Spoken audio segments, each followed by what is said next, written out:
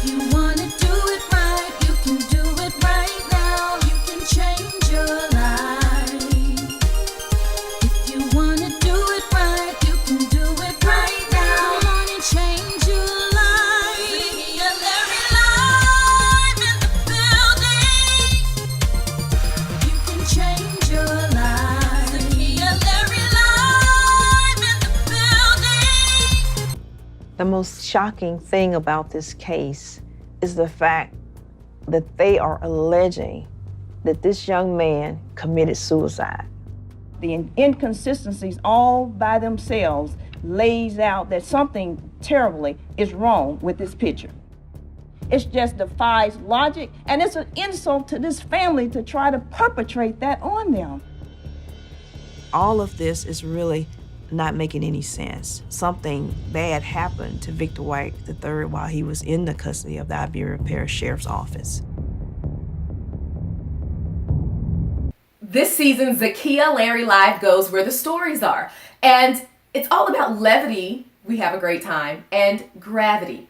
See, that's the real life, real talk, real change part. Well, recently I was in Detroit at NABJ, the National Association of Black Journalists Conference, and I sat down with two men who are part of a story that has shaken the nation. Today on Zakiya Larry Live, I'm speaking to Reverend Victor White, Sr., and Tony Brown, a journalist from the Louisiana area.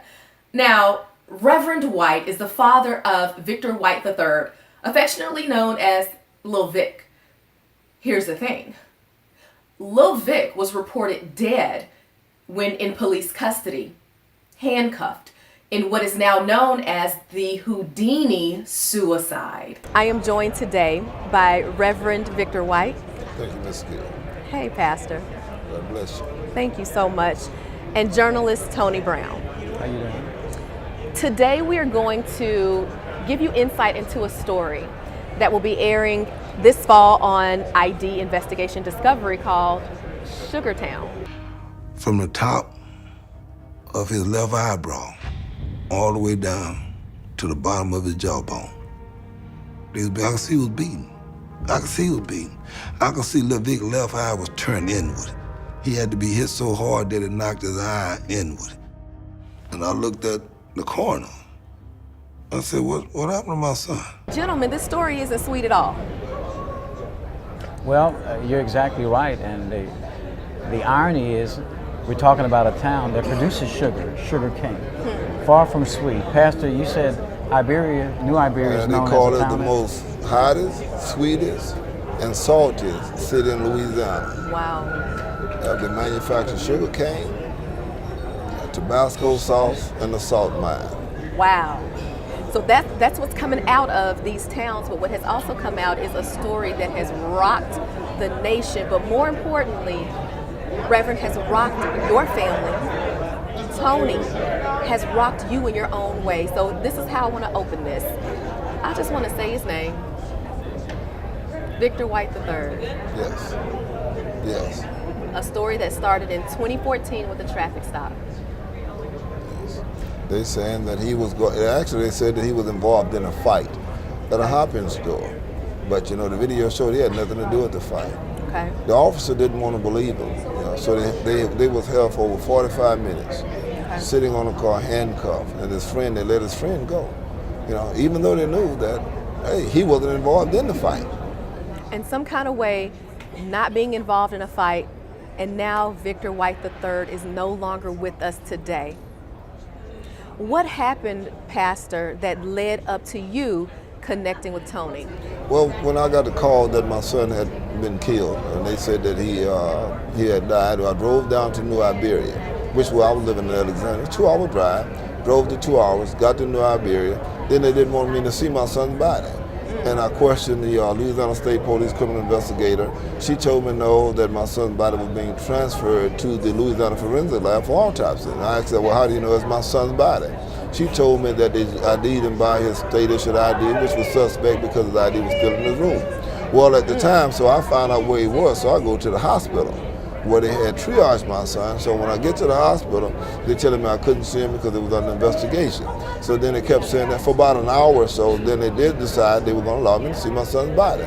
But like you said, how did Tony Brown get involved? Because when they told me no, I know they were going to set a narrative. I knew something was going on, that there was something going to happen. So I called Tony Brown at that time and said, hey man, we got a problem at this hospital where my son is. So Reverend, let's breathe on this a minute, because you are telling us a very deep story, but you're also giving us some insight into what people feel every day and what other people, unfortunately, who find themselves in this situation can do. You said, you felt, you can tell that something was up because they would not let you see your son's body.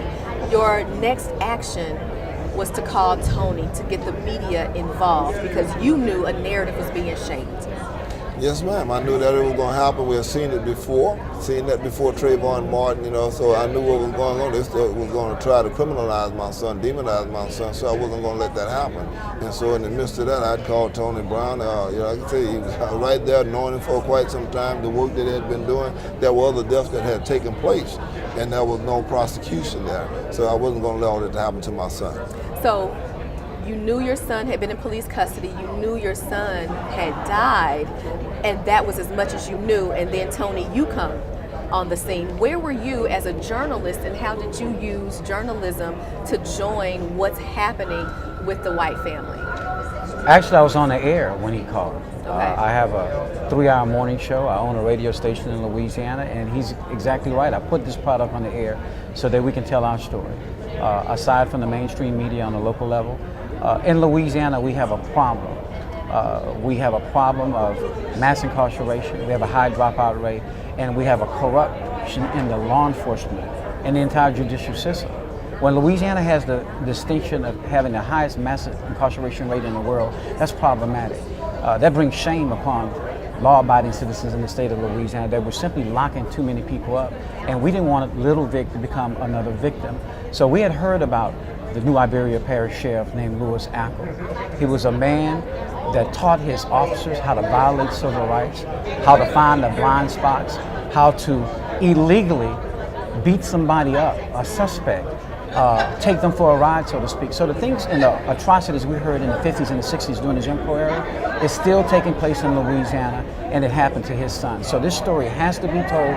It's not only important for the state of Louisiana, but it's also important for America because the killing of unarmed black people is taking place all over the country. And I put the show on 16 years ago because way before Trayvon Martin, Michael Brown, and so many others that we've seen on the national level, we got local media, even in the city where we live and where he lives, that still has not even covered this story that we've been telling for 4.5 years now. So it's problematic. So you've been telling it for 4.5 years, and it really is a story. But you mentioned some things, Tony, when you said corruption and cover-up. But let's walk through the timeline a little bit, and especially if you'll help us with this, Pastor, because these are things that have been documented. Absolutely. That, we'll start. We know that Little Vic was taken into custody, Yes. but also, fast forward, the autopsy report showed that he had gunshot wounds to the chest, and it said it was self-inflicted. But tell me why that's impossible. Well, let me because- do the narrative, Pastor, and I'll let you tell the story. Here you have a young man who was searched twice, put into the back of a squad car.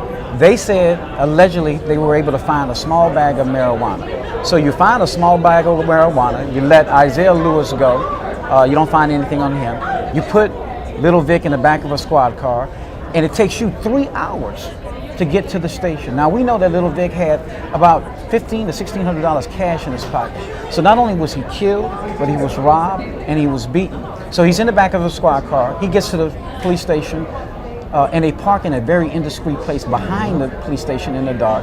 And they say when they got to the station, he became disruptive. And although they had searched him twice, read him his Miranda rights, handcuffed him, not with the linking handcuff, but one with a hinge where you can't move. Smith & Wesson, He's hinge. behind his back. So they said he was able to produce a gun, although they searched him twice, and was somehow able to shoot himself. I can't even do it. In the right side of his chest, although he is left-handed as well. See, but even So we before call it that, the Houdini Houdini handcuff. handcuff suicide that But- really challenges the intelligence of every normal, righteous human being in the state of Louisiana. It insults our integrity. to believe that you have a corrupt department that really killed this kid, and they're trying to paint it out to be something that is absolutely not. You know, and even with that, the thing that it was, that the stop was illegal, because first of all, they knew that he wasn't involved in the fight. See, so then he should have been let go. Absolutely. See, you know, normally what they're saying that they found in his pocket was a small amount of marijuana. Normally they would let him go. So why didn't they? You know, that's one of my questions was why didn't you let him go? But as you said, see, we didn't know he was in police custody because I called the sheriff's department when my son called me and they said they picked him up. I called the sheriff's department that night and they told me they didn't have him in custody. So then 5:41 Monday morning, right, that's when my son called me back and said he was dead. So wait a minute. So then I called them back again. So we went back and forth and finally get someone to tell me that your son is dead. They couldn't tell me why. They refused to tell me why. And then when I get there, they still didn't tell me what happened to my son. They only let me see my son from the neck up. And again, I knew something was wrong at that point. You know, so, and like I said, the part that gets me is that, you know, I don't think they knew who my son was because I was a consultant for the Iberia Parish Sheriff's Department. Wow. So evidently they didn't realize that because, see, the same sheriff that had 8 unexplained deaths under his watch in 10 years. So, and I wasn't going to let my son be the 9th. So, and I guess they wouldn't, you know, and then everybody was afraid of this sheriff. So, you know, normally when it happened, everybody just let it go. I wasn't going to let it go. You know, and so, and I told my wife when they said, I said, oh no, that's not going to happen. Yeah. I refused to because, see, when I seen my son body, I performed my son's last rite up in there in the morgue at the hospital. My son spoke to me and said, you know, don't let him get away with it. And I said, you know, in my heart, I know they won't get away with it. No, they will not get away with it. I will pursue this to the end. He said, don't let it go, Daddy. Don't let this go. And, you know, so I seen that. I seen how they had beat my son. That was the first thing I noticed when I walked in that morgue. I seen my son's face, his lips were busted, and had a mark. Now, I look at what the coroner did, right? That was just on the report. That's not how the mark was. You know, I seen what they call it. That wasn't the mark. The mark went from the top of his eyebrow all the way below his jawbone. They just put it up under his eye. He had the scar up under his eye, but they don't show the other part of it. You know, it shows that. See, so I knew then that what they was attempting to do, I wasn't going to let it go. Right. Where, as a father, where do you draw the strength from, especially you and your wife, to perform your son's last rites, to also fight what's been happening, this true story, the very clear apparent injustice? Where do you draw that from, and how do you keep from losing it all? Well, because my son should be my legacy. I am my son's legacy now. You see, so the strength comes from that through my son's death, I have a new mission. God has given me another assignment. It's to go out and reach those individuals and let them know that just because we're in small town USA, we do not have to bow down to corruption. We don't have to allow individuals because they say they're in power and they will power, that they're going to have power over us. You know, because God didn't give us a spirit of fear, but He gave us love, power, and of a sound mind. And so therefore, I know without a doubt that if I were to just sit back and allow it to happen, see, it's no longer just about my son. See, it's our son.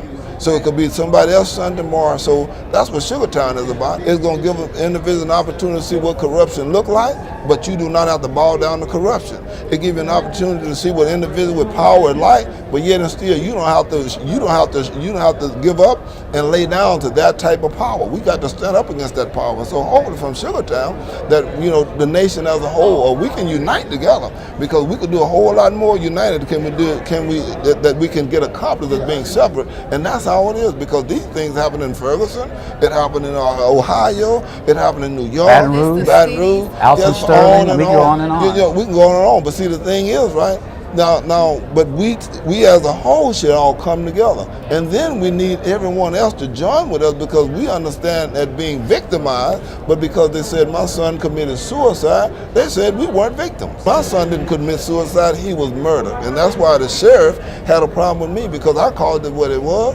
And like I told them, you know, they're afraid of him, but I'm not afraid of him because he took mine. Some of those personnel and some of those officers, they're no longer. Absolutely. And the silver lining about tragic, very tragic, as he mentioned, it could be your son, it could be anybody's son, it could be your brother, your uncle. But the silver lining is it forced the federal government to take a closer look at what was going on in New Iberia with this sheriff and this department. So not only have we had 8 to 9 questionable, unexplained deaths under this sheriff's watch while he's been a sheriff for the last 10 years.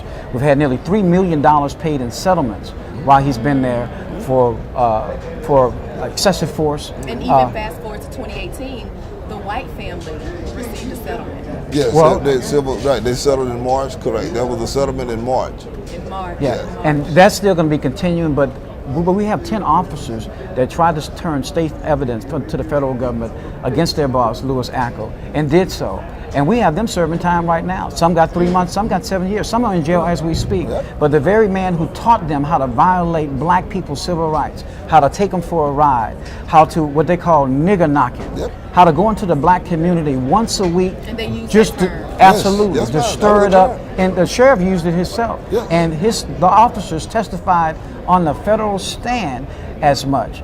And this guy is still sheriff. He got Now, acquitted. his deputies are doing was time. acquitted. He was acquitted. He was the first sheriff in America to be indicted on federal charges, but he's still there. And that's problematic, not only for us in Louisiana, but for America. That this family got no recourse, no justice, not from the state, not from the local, not even from the federal government. And if the federal government can't get a crooked sheriff who's terrorizing people, who's violating the civil rights, where do we go? Where did he go? Where does his wife go? Where do we get help? So we're forced to tell this story to the world. It must be told. And somebody has to do something. Somebody has to do it. Thank you for using your voice, Tony, to break this story, start this conversation. Reverend, thank you. Thank you. For your vision, for your tenacity, for showing us faith under fire. Yes, ma'am. I appreciate you for that. And thank you both for even sharing something so deeply compelling but needed to ID investigation discovery. Let me say this real quick. He's an anomaly. I've met many parents whose children have gotten killed. They'll be on it maybe a month. He's been telling the story for 4.5 years. He's organized protests. He has become a civil rights activist. Absolutely. He was forced to do that. Forced to do it. Yes. You know, and unfortunately, and I say this often, your pain often creates and drives you into your purpose. Absolutely. And so while I hate to say thank you, gentlemen, thank you for taking up that mantle. And as a matter of fact, we will make sure to follow this story on Investigation Discovery, Sugartown, the real life story of Little Vic, his dad, Pastor Tony Brown, Thank you for having us. and a community who will not stop. Sugartown. This story is profiled on ID Investigation Discovery. So thank you so much to Pastor White and Tony Brown for joining us today on Zakiya Larry Live. And just for context, Sugartown comes from the fact that New Iberia is known for sugar production, but also for producing a lot of pain. And now it's time for your 1 minute elevate. You are not alone. We live in a country that is very divided, but there's a common thread. We all want the same thing. We want security. We want happiness. We want to feel like we belong. And so whether or not you see yourself in this story or the countless other stories just like this that are rolling out, now more than ever is the time to exercise objectivity, an open mind, compassion, and a thirst and vigor for justice. Because what happens to one of us happens to all of us. There are no more silos. So let's move forward together, understand what our neighbor is going through, and for the sake of simplicity, lend a hand and lend your voice. That's your 1 minute elevate, and this is Zakiya Larry Live. You wanna do